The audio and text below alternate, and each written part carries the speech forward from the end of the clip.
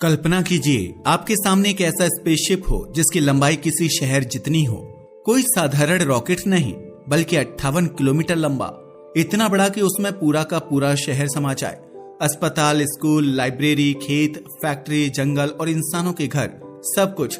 यह स्पेसशिप किसी प्लैनेट जैसा होगा जो अंतरिक्ष में तैर रहा होगा।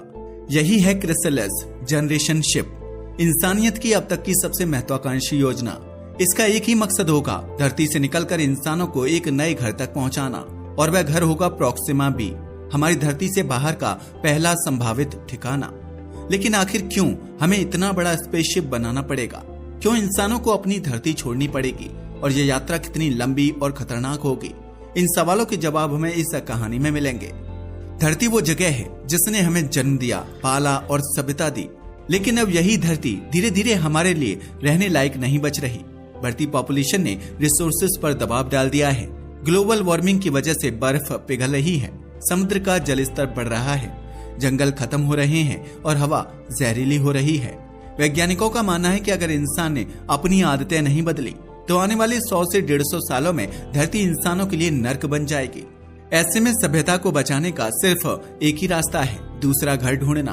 अगर हम स्पेस में देखें तो धरती के सबसे नजदीक रहने योग्य ग्रह का नाम है प्रोक्सिमा बी। यह प्रोक्सिमा सेंटोरी नामक तारे के चारों ओर घूमता है। दूरी है 4.24 लाइट ईयर, यानी लगभग 41 ट्रिलियन किलोमीटर। यह अपने स्टार के हैबिटेबल जोन में है, मतलब यहाँ पर तरल पानी मौजूद हो सकता है। इसका आकार और मास धरती जैसा है। यहाँ की ग्रेविटी भी धरती जैसी मानी जाती है, यानी कि अगर हम वहाँ पहुँच गए तो हमारी सभ्यता को नया घर मिल सकता है। 41 ट्रिलियन किलोमीटर सुनने में ही असंभव लगता है। अगर हम सबसे तेज स्पेसक्राफ्ट यानी वॉयेजर 1 से वहां जाएं तो करीब 70,000 साल लग जाएंगे। अगर उससे 60 गुना तेज यान बनाया जाए तो भी 1300 साल लगेंगे। इतनी लंबी यात्रा एक इंसान तो कभी पूरी नहीं कर पाएगा। यही कारण है कि वैज्ञानिकों ने सोचा कि हमें एक जनरेशन शिप बनाना होगा। जनरेशन शिप ऐसा स्पेसक्राफ्ट है जिसमें सिर्फ एक इंसान नहीं बल्कि पूरी सभ्यता यात्रा करेगी। इसमें कई पीढ़ियां पैदा होंगी और मरेंगी। लोग वहीं पर पढ़ाई करेंगे, शादी करेंगे और बच्चे पैदा करेंगे, और अंत में चौथी या पांचवी पीढ़ी प्रोक्सिमा बी पर पहुंचेगी। यानी यह सिर्फ एक रॉकेट नहीं होगा बल्कि चलता फिरता ग्रह होगा। क्रिसैलिस शिप का आकार इतना विशाल होगा कि इसकी लंबाई होगी 58 किलोमीटर। इसे धरती पर बनाना असंभव है, इसलिए इसे स्पेस में असेंबल किया जाएगा। निर्माण स्थान होगा लैग्रेंज पॉइंट 1, धरती और सूरज की ग्रेविटी से बना स्थिर बिंदु। इसको बनाने में करीब 25 साल का समय लगेगा, और निर्माण के लिए रिसोर्सेस धरती और चांद दोनों से लाए जाएंगे। अगर शिप के स्ट्रक्चर की बात करें तो क्रिसैलिस में 3 बड़े मॉड्यूल होंगे। पहला फ्यूल मॉड्यूल 1, जो पीछे का हिस्सा होगा जो शिप को एक्सीलरेट करेगा। हैबिटेट मॉड्यूल, जो बीच का हिस्सा होगा जिसमें इंसान और उनका पूरा इकोसिस्टम होगा।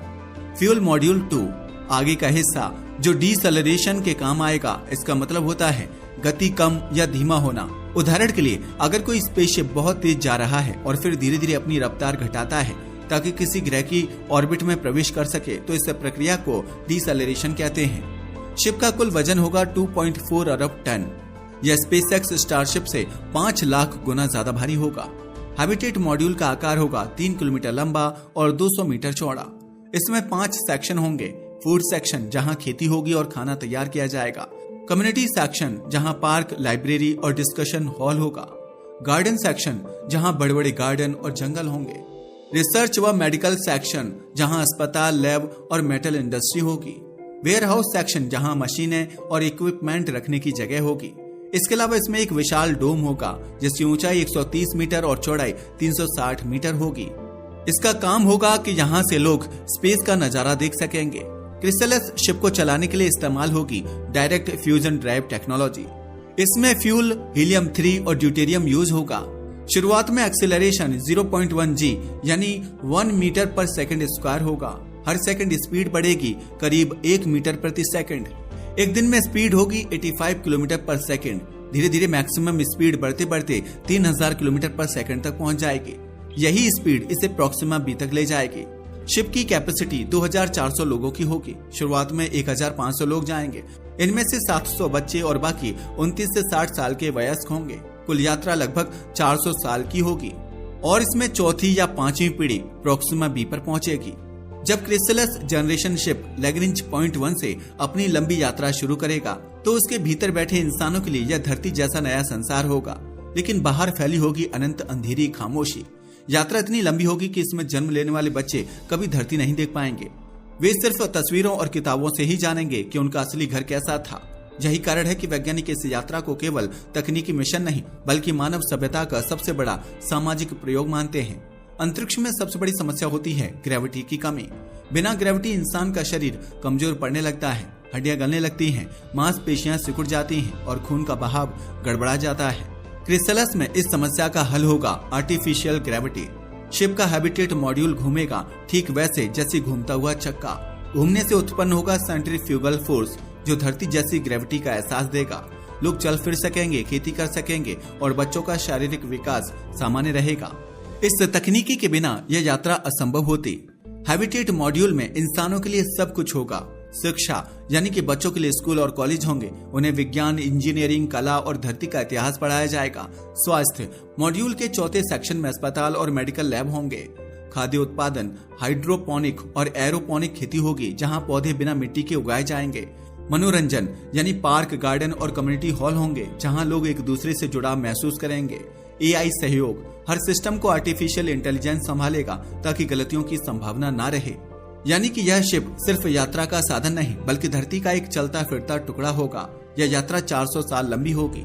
पहली पीढ़ी जो धरती से निकलेगी वही असली पायोनियर्स होंगे। वे जानते होंगे कि वे कभी मंजिल तक नहीं पहुंचेंगे। दूसरी पीढ़ी जिन्हें शिप में जन्म मिलेगा वे धरती को सिर्फ कहानियों और वीडियो से जानेंगे। तीसरी पीढ़ी पूरी तरह स्पेसशिप के वातावरण में ढली होगी। चौथी पीढ़ी यह वह पीढ़ी होगी जो प्रोक्सिमा बी पर कदम रखेगी और नया इतिहास लिखेगी। हर पीढ़ी के लिए सबसे बड़ी चुनौती होगी मानसिक मजबूती और सामाजिक संतुलन की। इतनी लंबी यात्रा इंसानों के लिए सिर्फ तकनीकी नहीं बल्कि मानसिक परीक्षा भी होगी, क्योंकि वे बाहर का कोई नजारा नहीं देख पाएंगे। बाहर सिर्फ अनंत अंधेरा होगा। इससे डिप्रेशन और अकेलापन हो सकता है। अगर उनकी जनसंख्या कम हुई तो सभ्यता खत्म हो सकती है, ज्यादा हुई तो संसाधन कम पड़ जाएंगे। इसलिए जन्म पर सख्त नियंत्रण रखना होगा। शिप में लोकतांत्रिक प्रणाली और एआई आधारित प्रशासन होगा। इंसानों के फैसलों में मशीनें मदद करेंगी ताकि विवाद ना बढ़े। हर पीढ़ी को पिछले ज्ञान की विरासत आगे बढ़ानी होगी, वरना तकनीकी कौशल खो सकता है। क्रिस्टलस को आगे बढ़ाने के लिए इस्तेमाल होगा डायरेक्ट फ्यूजन ड्राइव। इस मिशन के लिए चुने गए लोग पहले एंटार्क्टिका में कुछ साल की ट्रेनिंग करेंगे। एंटार्क्टिका क्यों? क्योंकि वह जगह बिल्कुल आइसोलेटेड है, सीमित संसाधनों वाली और कठोर परिस्थितियों वाली। वहाँ लोग सीखेंगे कि कैसे सीमित जगह में रहकर मानसिक संतुलन बनाए रखना है। यह अभ्यास अगली पीढ़ियों को मानसिक रूप से तैयार करेगा। जब शिप प्रोक्सिमा बी के करीब पहुंचेगा तब शुरू होगा ट्रांसफर फेज। सबसे पहले बैक फ्यूल मॉड्यूल अलग कर दिया जाएगा, फिर फ्रंट मॉड्यूल अपने फ्यूजन प्रोपल्शन से शिप को धीरे धीरे डिसेलरेट करेगा। 1 साल तक स्पीड घटती जाएगी। आखिरी में सिर्फ हैबिटेट मॉड्यूल बचेगा जो 40 लाख टन भारी होगा और सीधे प्रोक्सिमा बी की कक्षा में पहुंचेगा। इसके बाद छोटी छोटी शटल्स की मदद से इंसान पहली बार इस नए ग्रह पर कदम रखेंगे।